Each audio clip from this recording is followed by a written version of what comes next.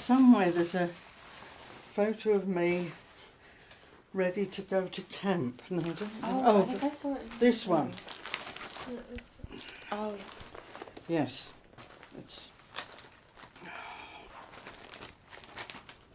There's too much stuff in here really, so that it doesn't quite work.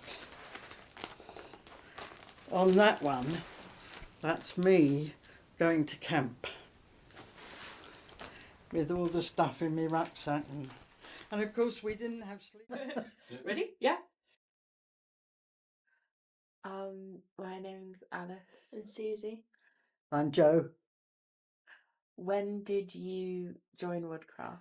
I joined Woodcraft in 1950 when I was 8. So I was an elfin first and then went to Pioneers, which was all the groups there were. There weren't any Venturers and there weren't any District Fellows. They were just Elfins, Pioneers.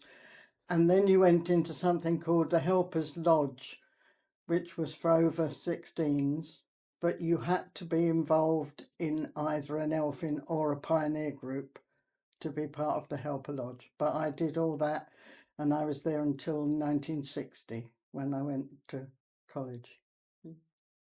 How did you first get involved in Woodcraft? I think that was my mother. My parents were in the Communist Party. They were also members of the co-op, and the two combined meant that they knew about the Woodcraft folk, and we moved to Bexley Heath from Streatham, and they found there was a Woodcraft group there, so they encouraged me to join, and I joined and stayed for 10 years. I then stopped, went to college, moved about, got married, had Ruth, and then we moved to Leeds, and the Woodcraft opened an office in Leeds, and the local area group that I was in, one of the members was interested in the Woodcraft folk and realised that I'd been a member, so that's when I became an adult, a leader in Woodcraft in Leeds. What did your typical group nights look like? I'm not sure whether there was a typical Woodcraft.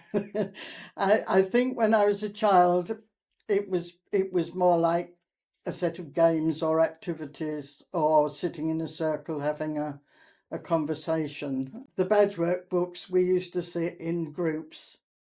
Each night we'd have sort of 10 minutes or so, quarter of an hour, going through the badge work, and then we would play games or have juice and so on. Were your group nights very centered around the environment? Not really, not in my memory.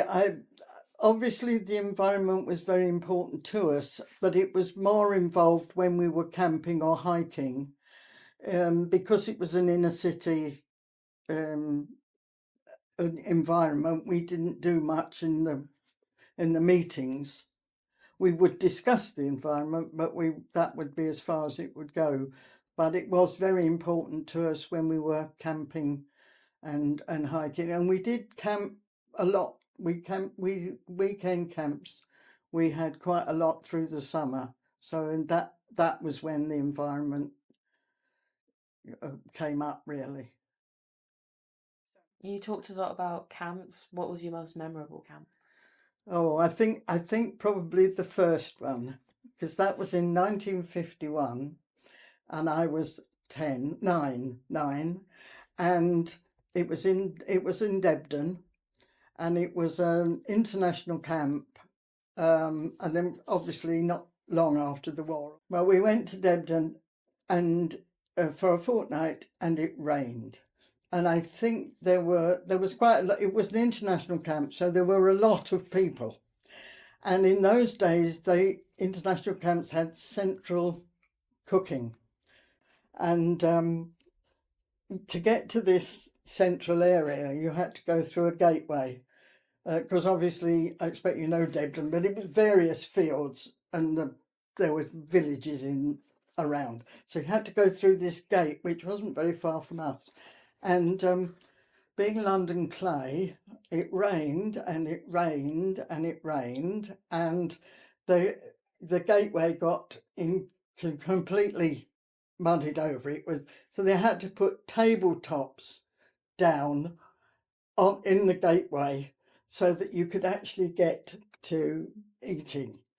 The only time it didn't rain was the weekend in the middle where parents were invited to come and visitors were invited to come, and the sun shone, and that was lovely. And then it rained again for the next week.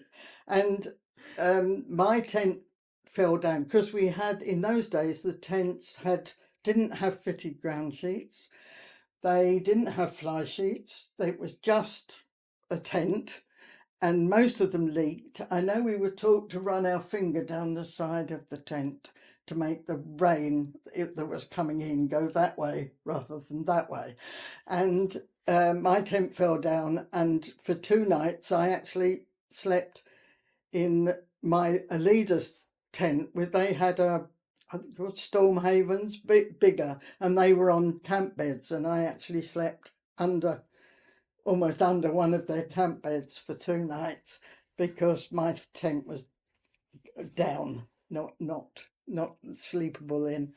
And one of the other things that happened to me at that camp is the first time I got stung by a wasp, because on that right at the end, as well as the middle weekend, right at the end, the sun came out, but so did the wasps. So I got stung. But my dad visited in the middle week, the weekend, and he thought he was going to need to take me home. But I was determined that I was not going home, and I stayed, and I was the best experience of my life, I think. And my mother says that every piece of clothing that I took home was encased in mud. It was, but I thought it was wonderful, which is why I stayed for the next 10 years. I do know that some children never went back to Woodcraft because the camp was so. The weather was really inclement. So that's my favourite. I've done others, but that was actually my favourite. You talked about how cooking was centralised. What was your favourite camp meal? Oh, I think that has to be spotted dick. Yes, we used to have. We had a lot of the equipment that we used was ex-army because there'd been the war, but then they weren't being used. So, but we bought up a lot of ex-army stuff, and they had this tin that was like a tube, but it was halved. So you opened the half and you put the spotted dick in, and they wrapped it in the margarine paper. Out when you unpack a block of margarine, the paper that's round the margarine, they used to put round just a little bit of fat to cook the spotted dick. Spotted dick went into a big Dixie, and then when it came out, it used to say CWS Co-op on it because the colour had come out of the margarine wrappers into the spotted dick, but it still tasted really good. Yes. So even today, music is a big part of Woodcraft. What would you say your favourite song was? Well, as a child, it was Red River Valley. So I don't know. I did enjoy singing, and we did sing round the campfire whenever we had a camp, and we sang at group evenings sometimes. But yeah. Now we've forgotten the tradition of having Woodcraft names. Did you have Woodcraft names? Yes. What I was was yours? called Opeachy, which is out of Longfellow's poem. It's Native American, and it means robin. So I had a robin on my folk shirt. Yes. There are lots of other things we've forgotten. What do you think Woodcraft has forgotten over the years? I'm sort of looking at what's changed. I think in some ways the whole dynamic has changed, because I think initially it was very much orientated towards the working class, and I don't think it is now. I think it's orientated to the middle class, to people who who care desperately about the environment or about justice or those things, whereas before children came off the street, as it were, into a group. The other thing that's changed enormously was that when I was running Woodcraft and when I was a child, there were group leaders who were there every week, and that they were the same people every week. Whereas by the time I left in Leeds, it had become a sort of parent rota situation, and I think that changed the dynamics quite a lot. I think it's, in some ways it's much more difficult to be a parent in a group when your child is there and you have to almost disassociate yourself from your own child. And some of the things that happen is sometimes it's not the same adults week after week. So the adults running the group don't know what's happened the previous week. So if there was a bit of argy-bargy or whatever at the previous week, they don't really know how that worked. And I think that's a disadvantage. I think it was much better when it was run as a youth group with group leaders, and I think that's a big change. Did you make like any long-lasting friendships? I did, but they haven't lasted right into now. I don't think I'm very good at long-lasting friendships. I don't have any friends from school, for instance, or anything like so. But I did have strong friendships while I was in the group. But when I moved away and it moved away, it didn't sort of stay somehow. Sorry. So you have been a part of Woodcraft or involved in Woodcraft for a long time. What was it about the organisation that made you stay? Oh, lots of things. Well, I suppose the reason I came back to it as an adult was the fact that I'd enjoyed it so much as a child. There is a 18-year gap between me going to college in 1960 and then in Leeds it was 78 that we started the group. I think, and it's partly because the ethos is so different from anything else. It's a bit like the Scouts, it's a bit like the Guides, it's a bit like ordinary sort of youth clubs which have no sort of political leaning, but it has all those things. Firstly, it's co-educational, so it's boys and girls together. Secondly, it has an ethos which is I don't want to say left wing, but that believes in social situations, believes in people, believes in the environment, and so on. And there isn't anything else like it. And the co-op did used to run their own youth groups, but eventually they died out. And I think they died out because they were not diverse enough. I think they concentrated on the cooperative side and didn't do the other things that Woodcraft did, and the philosophy was not broad enough. So that's why, I've forgotten what the trend of your question was. Is that what you wanted the answer to be? Like technology plays like a big part in Woodcraft now. How did the technology you have then play a part in Woodcraft? Well, I suppose originally we didn't have any technology, and we talked to each other and we wrote letters, and we took photographs, and that was the level of technology.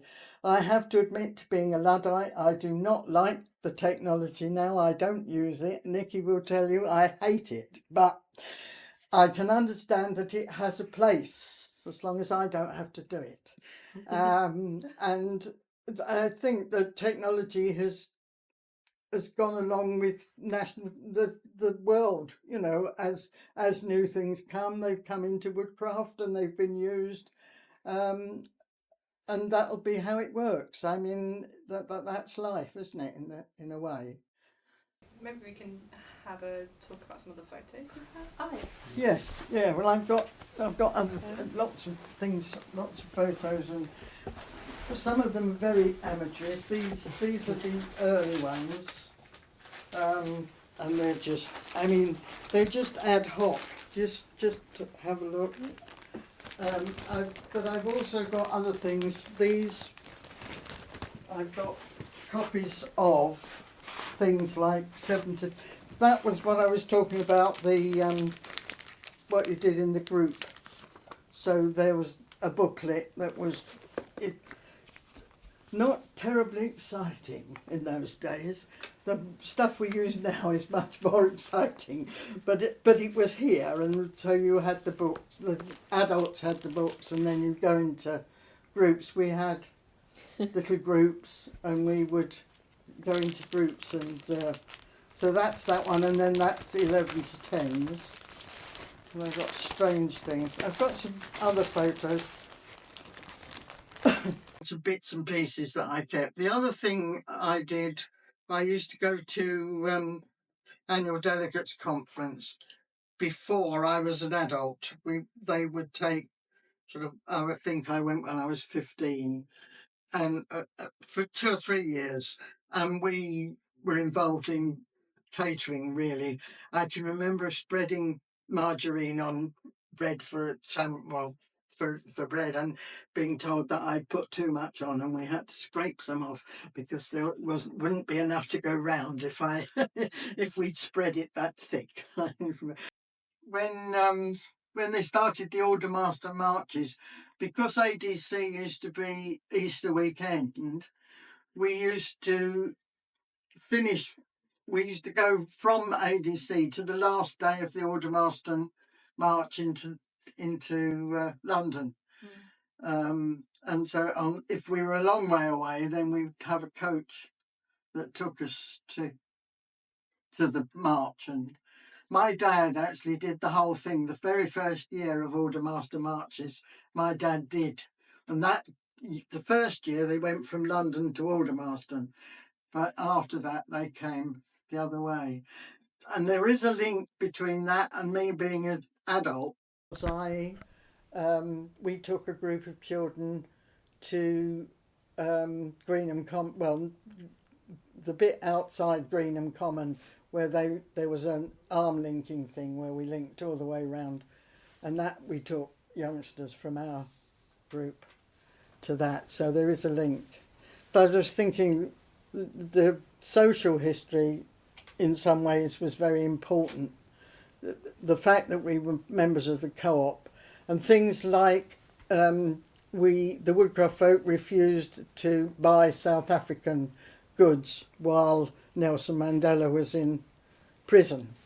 And something I was reading the other day, and it said that one group went and did something somewhere, and they were given these lovely oranges, and then were distraught to discover that the oranges actually came from South Africa, and refused to eat them. So there's a social history in woodcraft that isn't in, when you were asking why woodcraft and why nothing else. I think that's it. It is that important thing about social situations. Another thing I find interesting is during the war, the adults were almost divided into two groups. There was a group who were anti-fascist, and there were a group who were pacifists. And the two things were, people found that incredibly difficult during the war, because like my father fortunately was in an occupation that you were allowed to stay in. You didn't have to become a soldier. I've forgotten what you called it, but so he didn't go and fight, but he did man an anti-aircraft gone on the top of a roof in London because he had a wife and 2 kids. I mean, you know, but Woodcraft leaders were almost divided into 2 groups. And I find it fascinating that after the war, those 2 groups actually came back together. And something I was reading recently, one group actually opened its hole up again on the day after peace was declared. So I think that was amazing, and I think it's something to do with the ethos of the Woodcraft that they were able to do that. There was, you know, that it is quite a big gap between going to fight fascism and deciding that fighting is not what we want to do. We don't want to fight. So and then to be able to come back afterwards, I think it's amazing, really, that happened.